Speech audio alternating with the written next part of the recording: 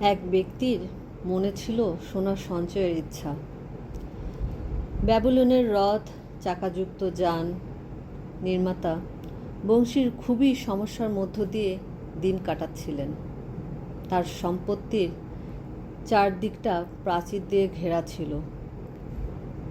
একদিন সেই প্রাচীরের পাশে বসে নিজের বাড়ি ও ওয়ার্কশপের দিকে দেখছিলেন। সেই ওয়ার্কশপে একটা সম্পূর্ণ রথ তৈরি হয়ে দাঁড়িয়েছিল।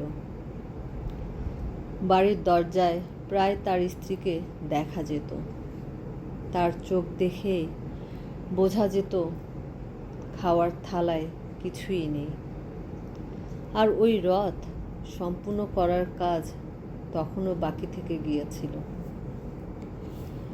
সেই রথে তখনও রঙের আঁচড় পড়েনি, তাতে তখনও পালিশ করা হয়নি।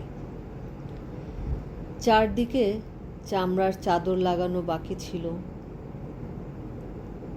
তার কোনো ধনী ব্যক্তি যাতে তা দেখে পছন্দ হতে পারে এবং সে সেটা কিনতে রাজি হয়ে যায়, সেটাও দেখার ছিল। তা সত্ত্বেও বংশী তখনও প্রাচীরের ধারে চুপ করে বসেছিল। আসলে তার মস্তিষ্কে এমন একটা সমস্যা ঘুরে বেড়াচ্ছিল যার উত্তর তিনি কিছুতেই খুঁজে পাচ্ছিলেন না। ইউফ্রেটিস উপত্যকার সূর্যের প্রখর আলো তাকে সমস্যায় ফেলে দিয়েছিল। ঘামে তার সারা শরীর ভিজে গিয়েছিল। তার চোখ মুখ দিয়ে ঘাম টপকাচ্ছিল। তার বাড়ির সামনে রাজপ্রাসাদে উঁচুর প্রাচীর ছিল। তার কাছে ছিল গগনভেদী বিশাল রঙিন উপাসনালয়। এমন সৌন্দর্যের সামনে দাঁড়িয়ে ছিল তার সাধারণ ঘর। আশেপাশে এমন বহু সাধারণ ঘর ছিল। ব্যাবিলন এমনভাবে গড়ে উঠেছিল, একদিকে ছিল প্রাচুর্য আর অন্যদিকে ছিল সাধারণের সমাবেশ, ধনী ও গরিবদের মেলবন্ধন। তবে তারা একসাথে সেই দৃঢ় প্রাচীরের মধ্যে বসবাস করত। এদিকে ছিল ধনীদের রথ, যা গগনভেদী আওয়াজ তুলে রাস্তার উপর দিয়ে ছুটে বেড়াতো, আর অন্যদিকে ছিল ভিখারিদের খালি পা, যাদের ওই তপ্ত রাস্তার উপর দিয়ে চলতে কষ্ট হতো। বংশী নিজের সমস্যা নিয়ে এতটাই বিভোর ছিল যে ব্যস্ত শহরের আওয়াজও তার কান পর্যন্ত পৌঁছাচ্ছিল না। এক পরিচিত বাদ্যযন্ত্রের আওয়াজ কানে আসতে যেন তার ঘুম ভাঙে। তিনি তার দিকে তাকান। পাশেই দাঁড়িয়েছিলেন তার বন্ধু, সঙ্গীতজ্ঞ কবি। তিনি তার সংবেদনশীল হাসির মুখের দিকে দেখেন। আমার প্রিয় বন্ধু, ভগবান তোমাকে অনেক স্বাধীনতা দিক, কবি সালাম করে বলেন। তবে আমার মনে হয় ভগবান এতটাই দয়ালু যে তোমার কাজ করার প্রয়োজন নেই। আমি তোমার সৌভাগ্য দেখে খুবই খুশি, আর তা তোমার সাথে ভাগ করে নিতে চাই।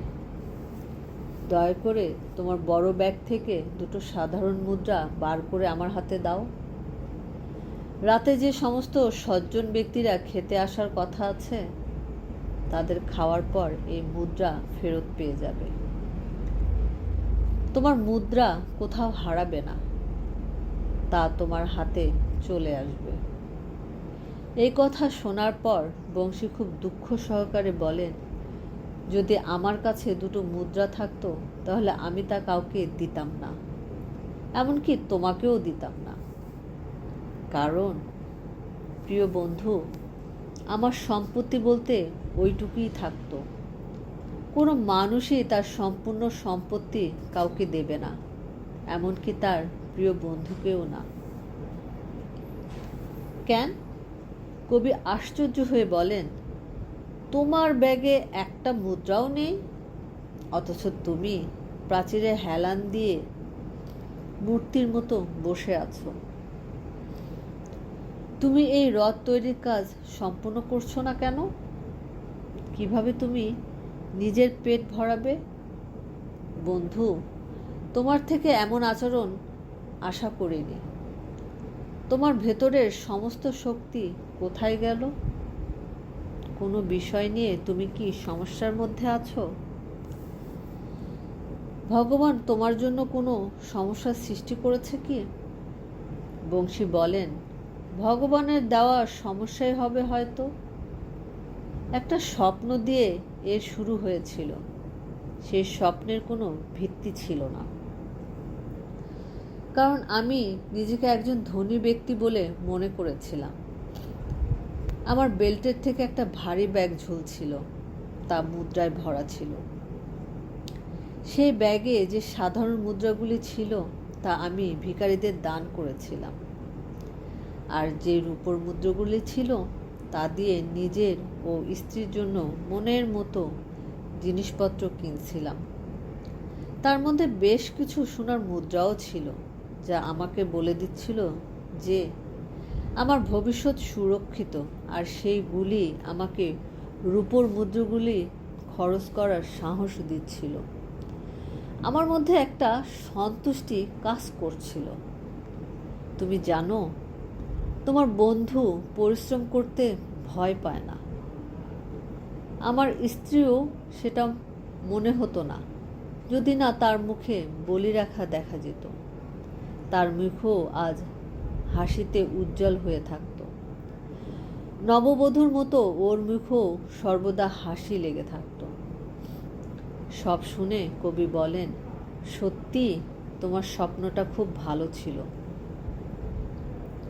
কিন্তু এমন আনন্দময় স্বপ্ন দেখার পরও তুমি প্রাচীরের গায়ে হেলান দিয়ে এমন মূর্তির মতো বসে আছো কিভাবে?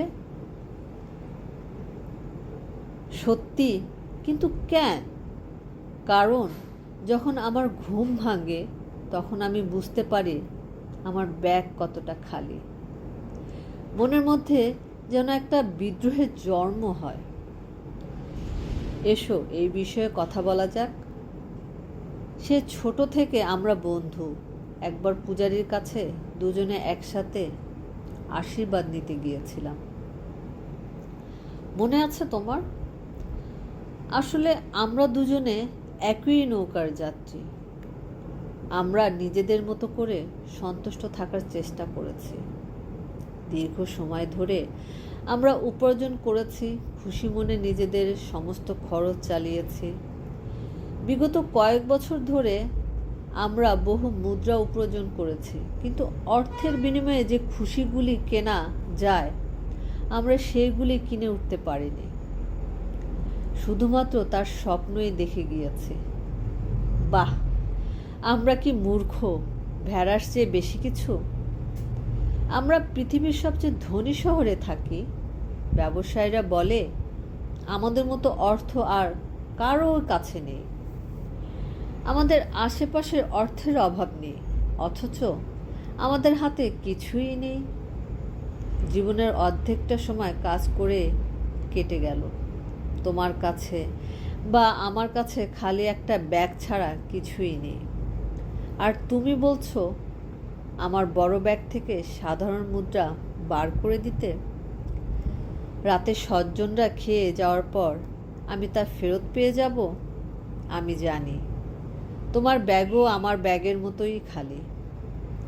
আমাদের সাথে কেন এমন হলো? কেন আমরা সোনা রূপোর মুদ্রা উপার্জন করতে পারছি না? নিজেদের দৈনিক চাহিদার চেয়ে বেশি উপার্জন কেন করা সম্ভব হচ্ছে না? বংশী আরও বলেন, আমাদের সন্তানদের কি হবে ভেবে দেখেছ? তারাও কি আমাদের মতো করেই জীবন কাটিয়ে দেবে? আমাদের মতো আমাদের সন্তানও পরিবারের আরও মানুষরা সারা জীবন ছাগলের দুধ ও ডালিয়ার উপর নির্ভর করেই জীবন কাটাতে বাধ্য হবে কি? অথচ তাদের চারদিকে সোনার খনি।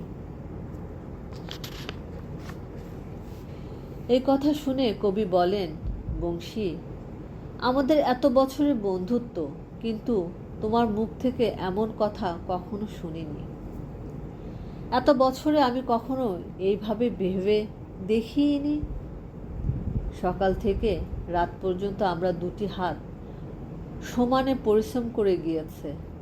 একটা মানুষের পক্ষে যতটা পরিশ্রম করা সম্ভব ততটা পরিশ্রম করেছে।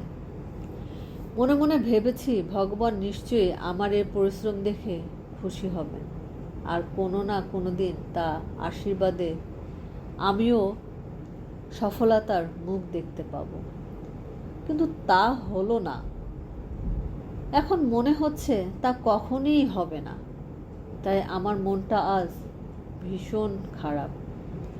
আমি একজন ধনী ব্যক্তি হতে চেয়েছি।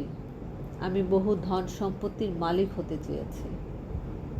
ব্যাগ ভরা মুদ্রা ও ভালো ভালো পোশাক পরতে চাই। আমি এইসব কিছু পাওয়ার জন্য সম্পূর্ণ শক্তি দিয়ে কাজ করতে রাজি আছি। নিজের সম্পূর্ণ কৌশল বুদ্ধি উজাড় করে দিতে পারি, কিন্তু পরিশ্রমের পুরস্কার আমার চাইই চাই। আমি আবার জিজ্ঞাসা করছি, কেন আমাদের সাথে এমনটা হচ্ছে? যাদের কাছে সব কিছু কেনার সামর্থ্য আছে, কেন আমাদের জীবন তাদের মতো নয়? আমরা কেন সেই সমস্ত আনন্দ থেকে বঞ্চিত? সব শুনে কবি মুখ খোলেন। যদি আমার কাছে এই সমস্ত কিছুর উত্তর থাকতো, তাহলে আমিও তোমার মতো সন্তুষ্ট হয়ে যেতাম। গান থেকে আমি আর কোনো রোজগার করতে পারি না, তাই আমার পরিবার যাতে ক্ষুধার্ত না থাকে তার জন্য আমাকে প্রায় কোনো না কোনো পরিকল্পনা করতে হয়। আমার ভেতরে একটা বড় বাদ্যযন্ত্র কেনার ইচ্ছা আছে, যার সাহায্যে আমি বিভিন্ন সুর তুলতে পারবো, যে সুরগুলো আমার মনের মণিকোঠায় রয়ে গিয়েছে। এই যন্ত্র দিয়ে আমি এমন সুর তুলতে পারবো যা রাজা এখন পর্যন্ত কোনোদিন শোনেননি। তোমার কাছে এই বাদ্যযন্ত্র থাকা উচিত ছিল। পুরো ব্যাবিলনে তোমার থেকে ভালো গান আর কেউ গাইতে পারে না। এত মিষ্টি সুর যা শুনে রাজা তো দূরের কথা, ভগবান পর্যন্ত খুশি হয়ে যাবে। কিন্তু আমরা দুজনেই রাজার দাসীদের মতোই গরিব। তাহলে তোমার এই স্বপ্ন কিভাবে সার্থক হবে? ওই ঘন্টার আওয়াজ শুনতে পাচ্ছ? দেখো, এদিকে আসছে। তিনি কিছু অর্ধনগ্ন মানুষের দিকে ইশারা করে কথাটা বলেন। ঘামে তাদের শরীর পুরো চুপচুপ করছিল। তাদের কাঁধে চামড়ার ব্যাগ ঝোলানো ছিল। নদী থেকে জল ভরে এনে রাস্তা ধোয়ার কাজ করছিল তারা। যে ব্যক্তি তাদের নেতৃত্ব প্রদান করছিল তার উচ্চতা ছিল বেশ। কবি সেই ব্যক্তির দিকে ইশারা করে, যার হাতে ঘণ্টা ছিল কিন্তু কোনো রকম বোঝা ছিল না। এই ব্যক্তিকে দেখে বোঝা যাচ্ছে ও দেশের একজন শক্তিশালী মানুষ। বংশী বলে, এই ভিড়ের মধ্যে যারা আছে তাদের অনেকেরই উচ্চতা বেশ ভালো। আমাদের মতো ভালো লোকও আছে। উত্তর দিক থেকে যারা এসেছে তারা লম্বা ও ফর্সা। দক্ষিণ থেকে যারা এসেছে তারা কালো, আর আশেপাশের দেশের লোকরা বেটেও কালো। সকলেই একসাথে নদী থেকে বাগানের দিকে যাচ্ছে, সামনে পিছনে, প্রতিদিন প্রতি বছর। ওদের কাছে খুশির নদী আছে। ওরা টাকার গদিতে শোয়। খাওয়ার জন্য উৎকৃষ্ট ডালিয়া আছে। এমন লোকদের দেখে দয়া হচ্ছে কবি। ওদের দেখলে আমারও দয়া হয়। আমরা নিজেদের স্বাধীন বলতে পারি, তবে ওদের তুলনায় আমাদের অবস্থা ভালো না। এটা সত্যি, শুনতে হয়তো খুব খারাপ লাগছে। আমরা বছরের পর বছর এমন দাসত্ব স্বীকার করে চলতে পারবো না। কাজ, কাজ আর শুধুই কাজ। কিন্তু এই কাজ আমাদের কোথাও পৌঁছে দেবে না। তখন কবি জিজ্ঞাসা করে, কিভাবে তাদের মতো সোনা পাওয়া যায়? আমরা কি তা শিখতে পারি না? বংশী একটু ভেবে নিয়ে বলে, হয়তো আমরা এই লোকদের থেকে কিছু রহস্য শিখতে পারি। কবি তখন পরামর্শ সুরে বলেন, আজই আমরা তাদের সাথে দেখা করব দুই বন্ধু। ওরা সোনার রথে চড়ে যাচ্ছিল, তবে ও আমাকে দেখেও না দেখার ভান করেনি। বেশিরভাগ লোকেরা তো এই ধরনের কাজকে নিজেদের অধিকার বলে মনে করে, বরং ও আমাকে দেখে হাত দেখায়। তা দেখে সকলেই এই সঙ্গীতকার কবির দিকে তাকায়। ও আমাকে হাসি মুখে দেখছিল। বংশী ভাবে, ব্যাবিলনের অন্যতম ধনী ব্যক্তি এখন সে। ও এতটাই ধনী যে কখনো কখনো রাজাও নিজের রাজকোষ পূর্ণ করার জন্য ওর কাছ থেকে হাত পাতে। কবি আরও বলেন, এতটাই ধনী, বংশী বলেন, শুনে আমার ভয় করছে, আমি যেন ওর মোটা ব্যাগে হাত না দিয়ে দিই। কবি একটু বিরক্ত হয়ে বলেন, বাজে কথা বলো না। কোনো মানুষের সম্পত্তি তার ব্যাগের ওপর নির্ভর করে না। যদি সেই ব্যাগ ভরার জন্য সোনার উৎস না থাকে, তাহলে সেই ব্যাগ খালি হতে কত সময় লাগে? আর কদের উপার্জন আছে, তাই সে যতই খরচ করুক না কেন, তার ব্যাগ কোনোদিন খালি হয় না। বংশী বলেন, উপার্জন, হ্যাঁ উপার্জন থাকাটা খুবই জরুরি। আমারও যদি এমন কোনো উপার্জনের উৎস থাকতো যা দিয়ে আমার ব্যাগ সর্বদা ভরে থাকতো, তাতে আমি প্রাচীরের পাশে বসেই থাকি বা দূরে কোনো দেশে যাত্রা করি। আর কত জানে কিভাবে কোনো মানুষের উপার্জনের উৎস কোনোদিন বন্ধ হবে না। আমাদের মতো সাধারণ বুদ্ধির লোকেরাও কি তা জানতে পারে? তোমার কি মনে হয়? আমার মনে হয় ওর ছেলে নোমাসিরকেও নিশ্চয়ই এই উপায় শিখিয়েছে। কবি আরও বলেন, তবে নিনেও তো তার বাবার সাহায্য ছাড়াই এই শহরে অন্যতম ধনী ব্যক্তি হয়ে উঠেছে। বংশীর চোখ উজ্জ্বল হয়ে যায়। তিনি বলেন, কবি, তোমার কথা শুনে আমার মাথায় একটা বুদ্ধি এলো। আরকত তো আমাদের ভালো বন্ধু, ওর কাছ থেকে পরামর্শ নেওয়া যেতে পারে। আর তার জন্য আমাদের কোনো খরচও হবে না। আমাদের ব্যাগ খালি, কিন্তু তার জন্য আমাদের সমস্যা বোধ করা উচিত না। এই সম্পূর্ণ এলাকাতে থেকেও আমাদের কাছে কোনো সোনা নেই, কিন্তু এবার আমাদের ধনী হয়ে উঠতে হবে। এসো আরকাদের কাছে গিয়ে জিজ্ঞাসা করি কিভাবে আমরাও অনেক উপার্জন করতে পারবো। বংশী, তুমি সত্যি খুব ভালো কথা বলেছ। আমার মাথায় একটা নতুন বুদ্ধি দিলে। এখন পর্যন্ত আমরা কোনো অর্থ উপার্জন করতে পারিনি, সেই বুদ্ধি তুমি আমার মাথায় ঢুকিয়ে দিলে। তুমি ধৈর্য সহকারে ব্যাবিলনের সবচেয়ে মজবুত রথ বানিয়েছ। তোমার চেষ্টায় কোনো জবাব নেই, তাই তুমি সেই কাজে সফল হয়েছ। আমি একজন সফল গায়ক হওয়ার চেষ্টা করেছিলাম, তাই আমি সফল গায়ক হতে পেরেছি। যে বিষয় নিয়ে আমরা চেষ্টা করেছি, আমরা সেই বিষয়ে সফলতা লাভ করতে সক্ষম হয়েছি। এবার আমাদের সূর্যের আলোর সমান উন্নতি করতে হবে। নতুনভাবে আমাদের নিজেদের ইচ্ছা পূরণের জন্য চেষ্টা করতে হবে। বংশী বলেন, চলো আজই আরকাদের কাছে যাব। সেই সাথে আমাদের ছোটবেলায় যে সমস্ত বন্ধুরা আমাদের থেকে বেশি সফল, তাদের সাথেও কথা বলবো। হয়তো তাদের পরামর্শ আমাদের কাজে লাগতে পারে। বংশী, তুমি সর্বদা নিজের বন্ধুদের কথা ভেবেছ, তাই তো তোমার এত বন্ধু আছে। তুমি যা বলছো তাই হবে। আমরা আজই তাদের সাথে কথা বলবো।